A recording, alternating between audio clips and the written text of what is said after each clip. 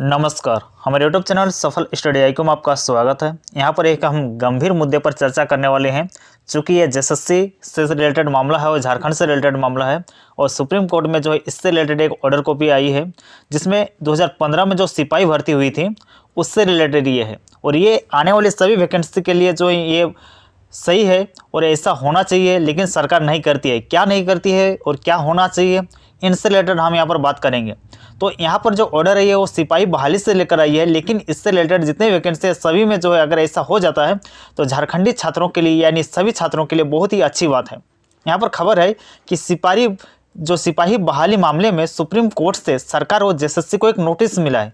क्या नोटिस आया है, तो पहले आपको इस आर्टिकल को हम बता देते हैं, उसके बाद हम आपको बताएंगे कि इससे जो है आप सभी स्टूडेंट्स को क्या कुछ बेनिफिट होने वाली है।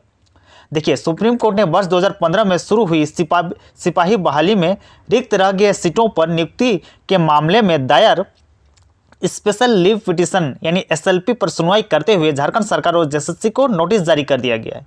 कोर्ट ने पूछा कि क्षैतिज आरक्षण से संबंधित रिक्त रह गए सीटों पर नियुक्ति क्यों नहीं की गई, यानी जो सीटें क्षैतिज आरक्षण से रिलेटेड थी। मान लीजिए क्षैतिज आरक्षण में किन्हीं को गर्ल्स को कैंडिडेट को आरक्षण मिला हुआ है 50% किसी वैकेंसी में, या फिर किसी में क्षैतिज आरक्षण में किन्हीं के लिए जो है डिसेबल्ड लोगों के लिए अगर उसमें जो आरक्षण मिला हुआ था, लेकिन वैसे लोग अगर नहीं मिल पाते हैं कैंडिडेट्स, तो वैसी सीटें क्या हो जाती है, रिक्त रह जाती है, खाली रह जाती है और उससे जो है अगली वैकेंसी में बैकलॉग में भेज दिया जाता है। आपने देखा होगा बैकलॉग वैकेंसी वही होती है।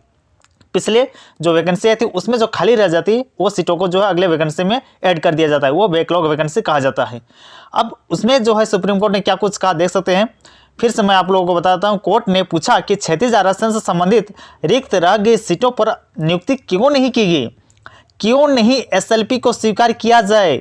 जस्टिस अनिरुद्ध बोस व जस्टिस सुधांशु धुलिया की खंडपीठ में मामले की सुनवाई हुई। इसमें पूर्व प्रार्थियों की ओर से अधिवक्ता मनोज टंडन ने पक्ष रखते हुए खंडपीठ को बताया कि क्षैतिज आरक्षण से संबंधित रिक्त सीटों को अगली वैकेंसी में नहीं भेजा जा सकता है, इन सीटों को वर्तमान वैकेंसी में भरा जा सकता है। ये जो है ये अधिवक्ता साहब मनोज टंडन जो है वो कहे। अब आगे देख सकते हैं, महिला अभ्यर्थियों के नहीं रहने पर पुरुष अभ्यर्थियों जो योग्य हैं जिन्हें क्वालिफाइंग मार्क्स मिला है की नियुक्ति की जाएगी, लेकिन दूसरी वैकेंसी में सीटों को कैरी फॉरवर्ड नहीं किया जा सकता है। अब देखिए, अक्सर ऐसा झारखंड में होता है कि मान लीजिए महिला को आरक्षण मिला था, जो सीटें वो अगर वैसे योग्य महिलाएं नहीं मिली कट ऑफ से ऊपर का, तो वो सीटें रिक्त रह जाती है और अगले वैकेंसी जब भी निकलेगी 5 साल बाद निकले या 10 साल बाद, उसमें जो है उन वैकेंसी को जो खाली रह गई थी, चूँकि आरक्षण के चलते वैसे योग्य अभ्यर्थी नहीं मिला था, ऐसा कैटेगरी में भी अक्सर होता है, तो उन वैकेंसी को अगली वैकेंसी में जो है बैकलॉग में भेज दिया जाता है, बैकलॉग वैकेंसी के तौर पर। लेकिन अब यहाँ पर सुप्रीम कोर्ट में कहा गया कि ऐसा ना किया जाए, क्योंकि जो है अब दूसरी वैकेंसी में सीटों को कैरी फॉरवर्ड नहीं किया जा सकता है।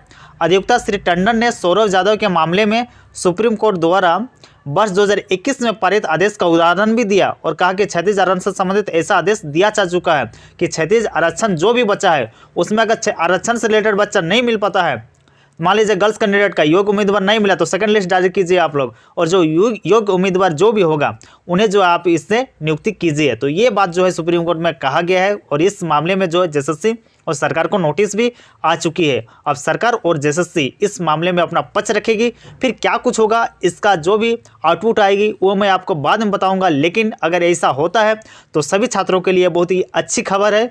तमाम छात्रों को इससे रिलेटेड जो अवगत रहना चाहिए और ज़्यादा से ज़्यादा लोगों तक ये बातें शेयर भी आप लोगों को करना चाहिए, ताकि जो भी खाली रह जाती है सीटें उसमें जो है सेकंड में अक्सर देखा जाता है कि झारखंड में second merit list, third merit list नहीं निकलती है, क्योंकि जो है झारखंड सरकार या जो भी सरकार है, क्योंकि राजनीति अस्थिरता रहती है, सरकार बदलते रहती है, तो कोई भी नहीं चाहता है कि किन्हीं अन्य की वैकेंसी में जो है वो सेकंड मेरिट लिस्ट निकाले। अक्सर ऐसा देखा जाता है, ऐसा होती रहती है और अक्सर जो भी नई सरकार बनती है वो नए सिरे से जो है वैकेंसी निकालने का प्रयास करती है। इस कारण से जो है हमें बैकलॉग वैकेंसी मिलती है, जो आरक्षण जिस कैटेगरी में था उसी कैटेगरी में फिर से वो जो है पद शामिल रहता है।